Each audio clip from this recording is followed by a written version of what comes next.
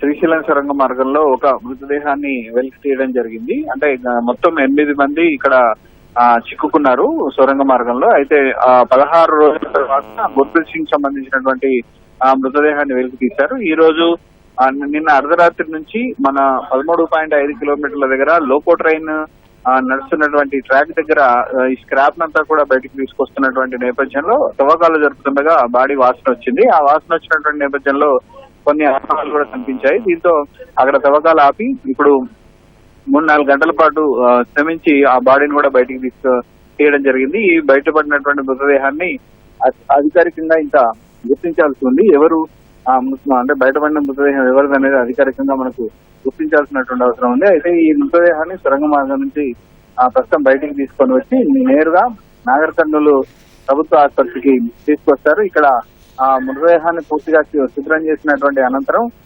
దాన్ని శుభ్రం చేసిన అనంతరం తర్వాత కుటుంబ సభ్యుల ద్వారా కానీ ఇతర ఆనవాళ్లు అంటే ఇంతకుముందు ఇక్కడ పనిచేసినటువంటి కార్మికులు కానీ ఇతర ఆనవాళ్లు ఏమైనా ఉంటే ఆ యాజమాన్యం ద్వారా గుర్తించిన తర్వాత కుటుంబ సభ్యులకు ఈ మృతదేహాన్ని అప్పగించేటువంటి ప్రక్రియ అనేది కొనసాగుతుంది. గతంలో గుర్ప్రీత్ సంబంధించినటువంటి మృతదేహాన్ని తెలుసుకున్నటువంటి రింగు తర్వాత వేసుకున్నటువంటి దుస్తులు ఆయన శరీరం బరువు ఎత్తు వీటి ఆధారంగా నిర్ణయించారు.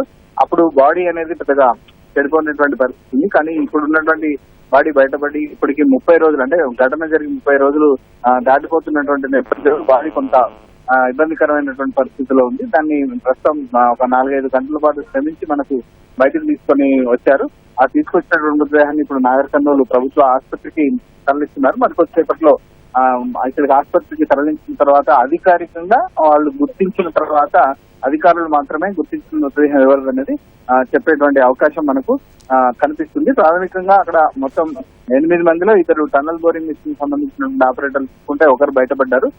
మిగిలిన 4 కార్మికులు ఉన్నారు, 2 ఇంజనీర్లు ఉన్నారు. ఈ మొత్తం 8 మందిలో ఒకరి మృతదేహం లభ్యమైనటువంటి నేపథ్యంలో ఈ 6 మిగిలిన 7గురిలో ఎవరో ఒకరి మృతదేహం మీద అనుకుంటున్నారు. ప్రస్తుతం అయితే సహాయ చర్యలు ముమ్మరంగా కొనసాగుతున్నాయి. ఎందుకంటే ఇప్పటి వరకు ఊహించినటువంటి ప్రదేశాల్లో కాకుండా అనూహ్యంగా D1, D2 ప్రాంతాల్లో కాకుండా అనూహ్యంగా ముందుకు అంటే 13.5 కిలోమీటర్ల నుంచి ఒక 40-50 మీటర్ల దూరంలో తవ్వకాలు చేపడుతున్నప్పుడు ఈ మృతదేహం పడినటువంటి నేపథ్యంలో సొరంగ మార్గంలో అడుగు భాగంలో వీళ్ళంతా కూడా చిక్కుకొని ఉంటారని చెప్పేసి అంతా అంచనా వేస్తున్నారు. సహాయ చర్యలు ఈ రోజు నుంచి ముమ్మరంగా ఉన్నాయి. మిగిలిన మృతదేహాలతో గురించి కూడా వాళ్ళు తీవ్రమైనటువంటి తవ్వకాలు జరుపుతున్నారు. ఒక గంటన్నరలో నాగర్ కర్నూలు ప్రభుత్వ ఆసుపత్రికి మనకు ఈ మృతదేహం చేరుకుంది. ఆ తర్వాత ఎవరు అనేది అధికారికంగా వాళ్ళు వెల్లడించనున్నారు. అంతే. ధన్యవాదాలు స్వామి కిరణ్.